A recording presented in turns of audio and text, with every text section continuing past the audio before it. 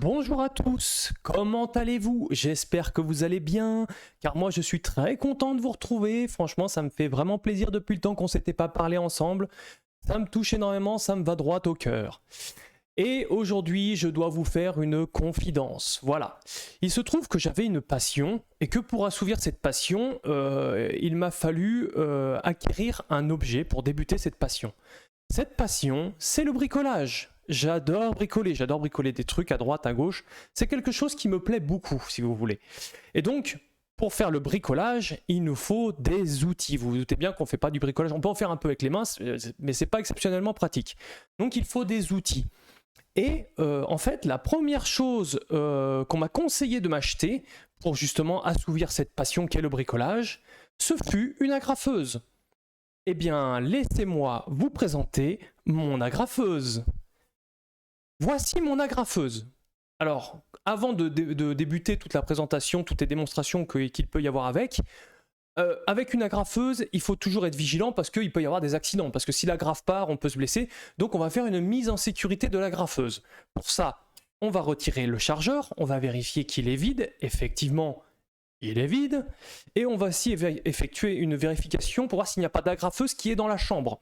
Donc on va décaler comme ça, et regardez, hop, je vais regarder avec vous, voilà, la chambre est vide, il n'y a pas d'agrafeuse dedans, nous sommes en sécurité, nous pouvons donc manipuler l'agrafeuse sans danger, voilà.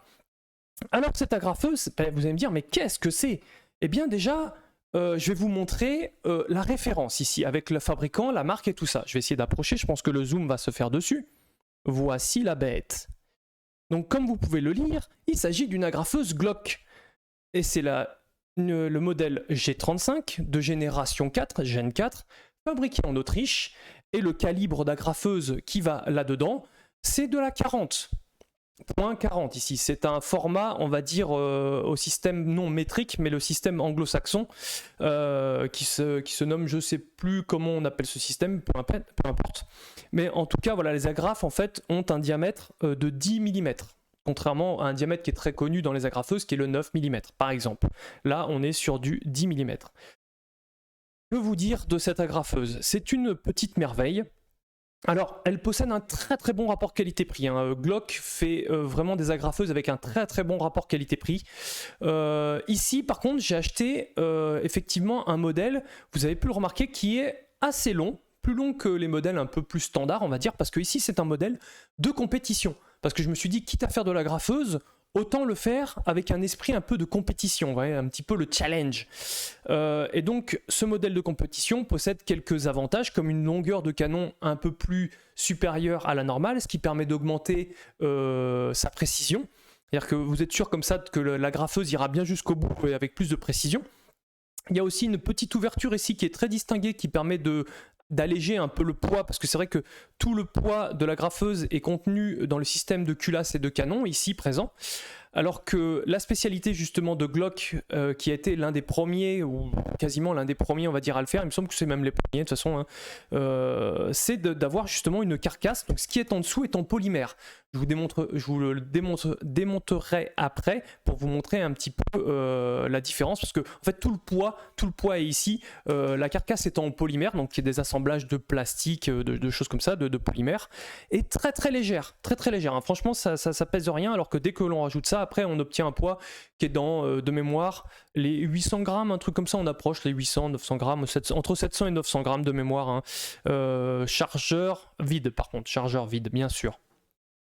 Donc, que vous dire de ce modèle-là? Donc déjà, modèle de compétition, donc moi déjà ça m'a donné de l'engouement, parce que je me suis dit, je vais pouvoir avoir de la précision, un modèle de compétition, c'est très plaisant. Et aussi, on peut remarquer que la génération 4, contrairement à d'autres générations, possède ici des petites empreintes en fait pour le positionnement en fait des doigts, hein. Voilà, il y a une espèce de confort qui est apporté à ça que tout le monde n'a pas aimé. Donc la génération 4 possède en fait ces emplacements de phalanges que moi j'apprécie bien. Le design est très rustique. Dire que chez Glock, ils ne s'embarrassent pas à faire des designs très complexes, très jolis. C'est plutôt l'efficacité qui est recherchée, hein. L'efficacité, la rusticité, et aussi beaucoup, pas la performance, mais on va dire l'aspect de sécurité. ainsi que l'aspect effectivement d'efficience. Voilà. Donc c'est tout de suite ce qui est recherché. Donc c'est vraiment des modèles d'agrafeuses qui sont là pour faire le boulot d'agrafeuse. Elles sont pas là pour autre chose. Petit point à aborder, donc petite précision. Donc vous avez ici pour éjecter, vous avez le bouton d'éjection du chargeur qui est sur le côté gauche de l'arme, donc c'est plutôt adapté effectivement au droitier, mais je crois qu'il y a une possibilité d'inversion. Ici on voit qu'il y a un design ici qui a été fait, je crois que si on démonte, il y a peut-être une possibilité d'inversion de mémoire. Donc c'est le bouton, en fait, quand vous appuyez dessus, ça vous permet d'éjecter le chargeur. Et sur ce chargeur, on voit effectivement que vous avez encore la note 40 qui est indiquée dessus, indiquant le diamètre des agrafes que vous pourrez mettre dedans. Et il y a aussi, vous voyez, des numéros indiqués dessus qui indiquent le nombre d'agrafeuses qu'on peut avoir dedans. Donc là, on voit qu'on peut avoir jusqu'à 15 agrafes dedans, hein. C'est quand même pas mal, hein. Ça commence à représenter un bon nombre. Surtout que vous pouvez en mettre une en chambre, plus 15 dans le chargeur. Donc vous pouvez en avoir 16 sur vous. Donc vous avez de quoi agrafer 16 choses, ce qui est quand même très pratique, il faut le reconnaître. Ensuite, il y a donc sur le chargeur, comme ailleurs, en fait, ici un petit débordement, en fait, parce que vous voyez, les agrafes sont plutôt rondes. Je vais vous la montrer tout de suite, d'ailleurs, on va la montrer tout de suite, comme ça vous allez voir ce que c'est que l'agrafeuse, hein. Enfin l'agrafe. Donc voici l'agrafe, donc vous voyez, elle a une forme plutôt ronde, hein, en fait, et c'est cette partie-là qui est éjectée et qui va venir agrafer, en fait, la matière. Alors pourquoi le choix du 40 ? Tout simplement parce que c'est un compromis en fait entre la pénétration de la matière et aussi la force générée à l'impact. Donc c'est très pratique pour agrafer des choses. Moi je trouve que c'était un bon compromis. Tout le monde n'appréciera pas ce genre de compromis. Moi c'est celui que j'ai choisi. Et donc comme je vous disais ici, voilà, quand vous avez votre agrafe qui va rentrer ici dedans, hop, vous voyez, ici il n'y a pas de débord ici. Donc là, ce petit débord ensuite qui va venir intervenir au niveau de l'agrafeuse va actionner un système signalant que vous n'avez plus d'agrafe. Vous voyez, ce petit bord ici là va venir appuyer sur quelque chose et en fait ça va venir relever cette petite pièce là qui s'appelle l'arrêtoir de culasse. Alors à quoi ça sert l'arrêtoir de culasse? C'est tout simplement quand vous n'avez plus d'agrafeuse, le système va se mettre en arrière et va rester bloqué parce qu'il ne va pas pouvoir ramener de nouvelles agrafes. Donc là il va vous signaler, lui en se levant, il va bloquer la culasse et vous dire: je suis vide, je n'ai plus d'agrafe, tu ne peux plus agrafer mon bonhomme. Donc la solution est de retirer le chargeur et d'en mettre un nouveau où il y a des agrafes dedans, ou de recharger à nouveau votre chargeur avec de nouvelles agrafes. Voilà, c'est les solutions qui s'opèrent. Et l'arrêtoir de culasse n'est pas ambidextre, hein, il n'y a que d'un seul côté. Moi ça ne me dérange pas, je suis droitier, donc ça me va parfaitement, hein, j'ai choisi en ce sens pour ça.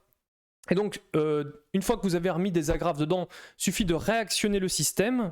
Ici, hein, on vérifie qu'il n'y a pas de munitions toujours, hein. La munition, je l'ai retirée, on est d'accord. J'ai retiré l'agrafe.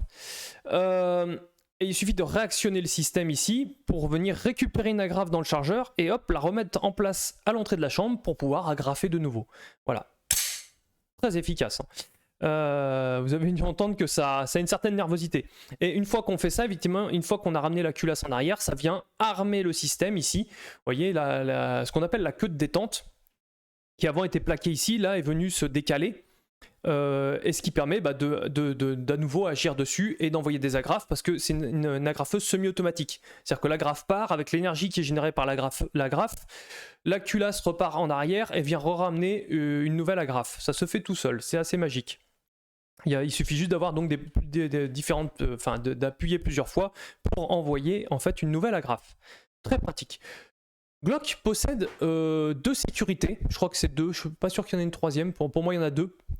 Donc une au niveau du percuteur que l'on ne voit pas ici, qui est un système qui empêche le percuteur de venir taper en fait une agrafe et donc d'exécuter le lancement d'une agrafe si on n'appuie pas sur la queue de détente. Parce que la queue de détente ici, quand vous appuyez dessus, ça vient lever une petite pièce qui permet au percuteur de venir justement taper l'agrafe pour l'éjecter. Donc tant qu'on n'appuie pas, ce n'est pas possible. Et autre chose aussi qui est une sécurité, c'est cette petite pré-gâchette aussi qui est située au milieu en fait de la queue de détente. Voilà, que si on n'appuie pas dessus, vous voyez, la queue de détente ne recule pas. Donc il faut appuyer entièrement dessus. Ici, voilà, on le voit ici. Appuyer entièrement dessus pour pouvoir activer le système et envoyer le percuteur. Vous l'avez entendu, il a fait un petit clic. Il est venu taper. Et comme ici, l'agrafeuse est vide, il reste en arrière. Voilà, automatiquement, il reste en arrière. D'ailleurs, il y a ici sur le côté, si vous pouvez le voir, un petit débord. on le voit ici, enfin, on voit pas beaucoup. Mais quand une agrafeuse est présente, en fait, rien qu'avec le doigt, on sait si une agrafeuse est dans la chambre ou pas. C'est-à-dire qu'en passant, là, celui-ci ressort, en fait. Là, il est rentré. On voit l'aspect ici de la petite pièce. C'est ressorti, en fait, quand une agrafeuse est présente. Donc, c'est plutôt très sympa. Alors, le modèle que je possède est un peu particulier parce que c'est le modèle qu'on appelle MOS. C'est-à-dire que ici, vous avez une petite plaquette avec 2 vis à retirer qui permettent d'installer, en fait, un système à point rouge. Un système à point rouge, donc ce n'est pas un système à laser. Le laser, vous savez, vous le placez, bon, peu importe dessus ou dessous l'arme, généralement c'est plutôt dessous, mais c'est pas quelque chose à travers lequel vous regardez un laser. Hein. Le laser, c'est un faisceau qui part et qui pointe à un endroit, et ce qui fait qu'après, vous avez là où l'agrafe va aller en fait. Donc il suffit de pointer votre agrafeuse, d'avoir le laser qui pointe à un endroit, et votre agrafe va aller à cet endroit-là. Le point rouge, c'est différent. Le point rouge, justement, ça ne se voit pas. Sauf par vous, parce qu'en fait vous regardez dans une petite fenêtre exprès qui est posée sur une plaque ça doit être du plastique ou tout ça, mais transparent, ce qui fait qu'on voit au travers, et en regardant en fait on voit un point rouge. C'était comme si on avait un laser sans avoir le faisceau laser, ce qui fait que c'est autant le faisceau laser les autres personnes peuvent le voir, autant le point rouge il n'y a que celui qui regarde dans la petite fenêtre posée en haut qui permet de le voir, ce qui fait que c'est très très pratique pour éviter de repérer que vous êtes en train de faire de la graffeuse par exemple. Ça permet d'être discret en fait, de pas avoir le laser en plus qui peut abîmer les yeux des gens, donc c'est plutôt sympathique de faire ça. Voilà. Alors, modèle très ergonomique, oui, moi je le trouve assez ergonomique, en tout cas il s'adapte assez bien à ma main, même si effectivement comme on est sur des agrafes qui sont 10 mm et pas du 9 mm, la poignée de la carcasse est assez grosse, mais j'arrive en plaquant bien ici, on plaque bien, vous voyez le creux au niveau entre le pouce et l'index, ici on se cale bien pour bien tenir la graffeuse, parce que ça a d'énergie quand même, hein. Il y a des joules qui partent quand même, hein. C'est de la graffeuse qui traverse de la matière, hein. C'est fait pour agrafer au loin si vous voulez, hein. Voilà, il n'y a pas besoin d'être à proximité pour agrafer, hein. Ça agrafe encore jusqu'à 50-100 mètres, on peut agrafer des choses. Donc c'est très efficace et très dangereux, il faut justement faire attention avec ce genre d'outils. Et donc voilà, une fois que quand même je l'ai bien en main, vous voyez, on installe généralement ses mains comme ceci, là on vient plaquer ici, vous voyez il y a la paume qui peut se glisser ici entre justement le bout de vos doigts et la paume de votre autre main par rapport au pouce. Vos pouces passent ainsi comme ça dessous. Je ne sais pas si vous voyez bien, j'espère. Ici, ce pouce-là, on peut le mettre ici. Moi, peu importe où vous le mettez, moi j'aime bien ici parce que regardez, il y a un emplacement ici hein, pour mettre un doigt, il y a un petit grip en plus. Donc c'est très agréable. Moi je trouve que c'est pratique pour éviter justement les relèvements de la graffeuse quand vous lancez une agrafe, parce que ça, comme je vous dis, il y a un peu de dégagement de puissance quand même. Hein. Et donc c'est très agréable, c'est très très bien. C'est un très très bon rapport qualité-prix. Hein. Honnêtement, chez Glock, vous en avez pour votre argent. Surtout que Glock, c'est réputé pour être très fiable. Très très grosse fiabilité parce que système assez simple finalement.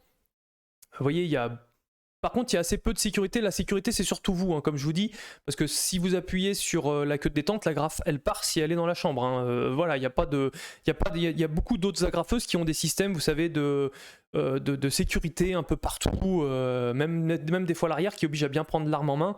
Ici c'est au niveau de la petite gâchette que la sécurité se fait, et au niveau de la sécurité du percuteur qu'on ne voit pas, qui est à l'intérieur.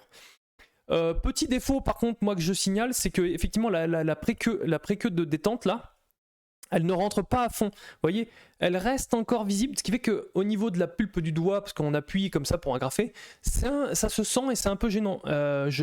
J'aurais préféré qu'elle soit plus rentrante, qu'elle s'efface complètement pour avoir plus de confort. Bon, c'est pas le cas, on fera avec, hein. De toute façon c'est pas très très très très grave en soi. Et autre petit défaut, bon ça c'est que moi je l'ai eu, j'ai pas eu de chance, c'est que quand j'ai reçu mon agrafeuse, malheureusement, vous allez le voir ici, ce qu'on appelle le cran de mire qui permet de viser ici, bah, il est décalé, il n'est pas centré. Et donc ça risque de m'apporter des petits soucis sur ma précision, donc ça il va falloir que je corrige, il va falloir que je le recentre. De toute façon, j'ai un autre système de visée qui m'a été acheté pour mon anniversaire, donc je le mettrai aussi assez rapidement. Je vais d'abord rester avec le système de visée standard pour essayer un peu. Donc, vous voyez, cran de mire ici, et là le guidon. Et donc, pour viser, en fait, il faut aligner. Donc, je vais vous montrer, vous, comment vous devriez voir. Voilà, je pense que là, vous alignez à peu près. Là, vous voyez, il faut que le haut ici soit à la hauteur ici et que forcément le creux soit rempli par lui de manière bien équitable de chaque côté. Ce qui, de mon côté, donne ça. Je ne sais pas si vous le voyez bien, même si le cran de mire est décalé. Voilà, ça donne à peu près ça, une bonne visée. Là, vous êtes sûr d'avoir normalement une assez bonne précision. Après, c'est pas un système réglable, hein. Malheureusement, on peut pas régler justement en côté et en hauteur, parce que des fois, les armes ne sont pas tout à fait extrêmement précises au début. Les agrafeuses, excusez-moi, sont pas très très précises au début, donc ça demande une petite correction. Donc voilà. Donc j'irai essayer parce que j'ai pas pu encore essayer, parce que je l'ai reçu très récemment. J'ai pas pu encore essayer cette petite bestiole parce que malheureusement là où je fais du bricolage, c'était fermé à cause du confinement. Donc je vais y aller mercredi, je vais me faire plaisir. Je vais commencer à roder un peu mon agrafeuse. Ça me fait extrêmement plaisir de pouvoir en profiter. Et là, je vais vous montrer en fait comment elle se démonte assez simplement, de séparer la culasse. Donc, il suffit de reculer un tout petit peu en tenant l'arme comme ceci. Et juste à décaler un tout petit peu. Et en fait, on abaisse ici. Attendez, je vais vous les montrer. Voilà, il y a ici, vous voyez, un petit truc qui bouge en fait. Bon, là ça peut pas bouger parce que c'est verrouillé quand c'est comme ça. Mais ça, suffit de le baisser en fait, en le tenant des deux côtés. Et automatiquement, quand vous baissez ces deux parties-là, attendez, il faut bien que j'attrape. Voilà, sans taper le micro, ce serait bien. Voilà. Hop là. Et là, vous voyez, hop, ça se démonte. Donc normalement, on doit retirer le chargeur d'ailleurs, donc je vais le faire tout de suite. Voilà, parce que le chargeur va gêner sinon au remontage, il va me faire des bêtises. Voilà, là c'est séparé. Et là, on a un truc, ça c'est... Vous voyez, c'est en plastique, c'est hyper léger, alors que là, on a quelque chose de très lourd. Hein. Tout le poids de l'arme est quasiment là. Là, c'est vraiment... C'était impressionnant la différence de poids en fait quand on retire ça. Voilà, c'est que du plastique, hein. Enfin du polymère, c'est un polymère. Bon, il y a des pièces en métal dedans, mais elles sont très très légères. Honnêtement, c'est un poids plume. Là, c'est vraiment là, j'irai pas jongler avec. Hein, si vous voulez, non, je vais pas jongler avec parce qu'il y a plus de 500 grammes de matière. Si je le fais tomber, ça va faire du bruit et du dégât. Donc ça ne m'intéresse pas. Donc voilà, donc là on a démonté très simplement l'arme, l'agrafeuse, pardon. Je fais des lapsus révélateurs, ça c'est vraiment un défaut de ma part. Donc, et ici on a le système de double ressort typique de Glock, on peut le voir dedans. Et le fameux, alors ce que je vous disais, la sécurité voilà, qui est dedans, qui est la sécurité de percuteur, c'est le petit rond que vous voyez ici en fait. C'est le petit rond, attendez je vais vous le mettre là, voilà, le petit rond qu'on voit dépasser. Ça c'est la sécurité de percuteur, c'est-à-dire que quand ici j'appuie sur la queue de détente, ça vient relever, en fait, ce petit système-là, ici, hop, là, vient relever le pousser, en fait, et vient libérer le percuteur pour dire ça, c'est bon, là, je peux envoyer mon agrafeuse. C'est pas une erreur, enfin, il n'y a pas d'erreur d'appui où l'arme, où imaginez, l'agrafeuse tombe et le système voudrait s'activer, ben, il ne peut pas s'activer parce qu'il y a cette sécurité qui est là, voilà. Donc, c'est vraiment une arme qui est très sécurisée, mais de manière très simple. Et vous voyez, dedans, il n'y a pas grand-chose, hein.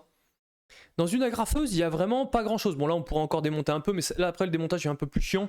Là aussi, on peut démonter encore des systèmes là, pour nettoyer tout ça. Je vais pas le faire. Voilà, c'est pas le but. Le but, c'était de vous montrer ma passion, l'agrafeuse qui est arrivée. Pour remettre l'ensemble, eh ben, c'est simple. Hein, vous avez des rails, vous avez des guides. Il suffit de glisser dedans. Voilà. Hop là. Et là, c'est remis en place et c'est reparti pour un tour. C'est-à-dire que là, voilà, on peut se servir... En plus, voilà, là, ça a réarmé du coup le système, hein, forcément. Alors, on va en parler justement un petit peu du système. Parce qu'il y a deux aspects qui sont assez sympathiques. Donc, je vais pas remettre le chargeur parce que justement, je vais faire une démonstration sans, ça pose pas de problème. Mais ça évitera que l'arrêtoir de culasse, justement, vienne me bloquer parce que c'est pas ce que je veux montrer. Donc, je vais vous le montrer, voilà, en me mettant comme ça. Je vais être obligé, mais ce sera plus pratique pour que vous puissiez voir parce que vu que mon doigt est devant. Donc là, j'appuie. Donc au début, on a en fait une zone qui présente une petite résistance, mais pas énorme. Mais on a quand même une résistance. Bon, ça gratte un petit peu. Hein. La Glock, c'est assez rustique, hein, comme je disais. Il y a des agrafeuses qui sont vraiment des horlogeries qui fonctionnent bien mieux que ça. Mais Glock est rustique et pas cher et fiable. Donc voilà, c'est un choix technique. Hein. Donc là, au début, on a une pré-course, on va dire, de la queue de détente. Et après, ça devient plus dur, en fait. Et après, ben, on appuie. Et vous voyez, c'est pas fluide par contre, et c'est assez résistant. C'est vrai que ça présente assez de résistance. Et une fois que vous arrivez, voilà, là vous savez pas à quel moment, il n'y a pas de point dur en fait qui va vous dire ah là le coup va partir, la graffeuse va partir. Il n'y a rien qui vous détermine ça. en tir, c'est souvent recommandé de ne pas savoir en fait quand est-ce qu'on est sur le point dur qui permet de savoir quand on tire. Faut qu'on appuie, on appuie, on appuie et bam, ça part. Faut que ce soit assez inattendu. J'ai envie de dire oui et non. Il y en a qui vont aimer ça, il y en a qui vont pas aimer. C'est un choix. Donc à voir. Moi je sais que j'ai pas forcément tendance à aimer ça. À voir en pratique avec cette agrafeuse là que je connais pas du tout. Donc je verrai en pratique. Et le point que je voulais vous montrer, c'est ce qu'on appelle le reset. C'est-à-dire que quand justement l'agrafeuse va partir, là, s'il y avait une agrafeuse, il y avait le chargeur et des agrafeuses dedans, la culasse aurait reculé, hop, elle serait revenue, elle aurait ramené une nouvelle agrafeuse, mais moi mon doigt aurait été toujours appuyé. Et en fait, quand on revient en arrière, écoutez bien, il y a un moment où, tac, voilà, il y a eu le clac là, d'ailleurs on a dû le voir je pense en plus. C'est-à-dire que là on peut à nouveau renvoyer une agrafe. Et vous voyez ce point là se situe ici en fait. Donc en fait il y a quand même une course qui est assez importante. Il y en a qui aiment bien avoir un reset très très court, c'est à dire vraiment appuyer, clac, revenir, c'est tout de suite pam pam pam, envoyer plein d'agrafes à la suite. Vous voyez, c'est vaut mieux avoir plutôt que d'avoir à revenir vachement en arrière pour remettre un coup de pression, attendre le point dur qui ici il n'y a pas de point dur, c'est filant en fait, hein. C'est une queue de détente très filante. Alors comme c'est le modèle de compétition de chez Glock, comme c'est un modèle de compétition, la résistance quand même au niveau de la queue détente est plus faible que les modèles standards. Voilà, je crois qu'il faut appuyer à peu près 2 kg, je crois que les gens ont mesuré 2 kg. C'est des choses voilà, qui sont dans les normes, hein, on va dire.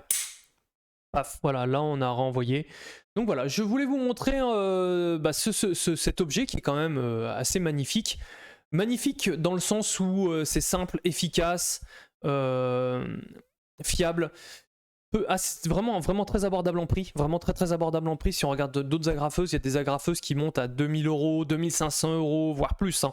Mais après, bon, on peut en trouver des agrafes à 1000 €, mais là on est en dessous des 1000 €. On est en dessous des 1000 € pour quelque chose qui est utilisé à travers le monde entier, hein. Faut voir que les agrafeuses Glock ont une très grosse réputation et elles sont utilisées dans le monde entier, hein. Voilà, il y a beaucoup de passionnés qui en possèdent parce que effectivement ça fonctionne très très bien. Très peu de gens sont embêtés avec ce genre d'agrafeuse, notamment les spécialistes, hein, les professionnels en utilisent beaucoup parce que justement pas cher, très fiable, très efficace. Donc voilà. Je vous fais des gros bisous. Je vous fais un retour, je vais les mettre à l'envers. Je vous fais un retour peut-être mercredi si l'envie m'en fait. Je vous fais un retour sur cette agrafeuse pour vous dire finalement si j'ai apprécié ou pas. J'espère, hein, parce que c'est mon achat quand même. J'ai pas pu l'essayer avant, donc j'espère qu'elle va me plaire. Par contre, il faudra que je corrige effectivement le cran de mire qui est complètement décalé parce que là, la précision de mes agrafes, je suis sûr que mon bricolage va pas être droit du coup, hein, donc voilà, je vais avoir des défauts de parallélisme au niveau de ma structure. Bon, c'est pas grave, hein, mais bon, on fera avec. J'essaierai d'apporter une correction à l'œil comme je pourrais. Je vais essayer de me débrouiller. Après, s'il y a quelqu'un effectivement au stand de tir, il y a des possibilités d'avoir des outils qui viennent justement se fixer au niveau de la culasse et avec une petite vis, pas sans fin, mais une vis qui vient pousser le système ici pour le remettre droit. Bon, j'ai pas ça parce que c'est un outil, il faut le payer et tout, je l'ai pas encore. Je pense que je vais être obligé d'en posséder un, mais je vais attendre un petit peu. Voilà, donc j'espère que quelqu'un au stand aura cet outil-là et qui pourra gentiment me dire « Oh bah viens, tel jour, je vais te le remettre en place, comme ça tu vas être content. » Et oui, je serai content, évidemment. Voilà, bon, plein de bisous à vous. Je vous dis bon bricolage à tous. Bricoler, n'hésitez pas, le bricolage va devenir une activité à mon avis qui va prendre de l'ampleur dans les années à venir vu la situation actuelle. Je pense que les gens vont vouloir bricoler parce que c'est vraiment très passionnant. Voilà. Voilà, je vous fais vraiment encore une fois des gros bisous, je vous souhaite une excellente soirée et je vous dis à la prochaine pour une nouvelle vidéo. À ciao.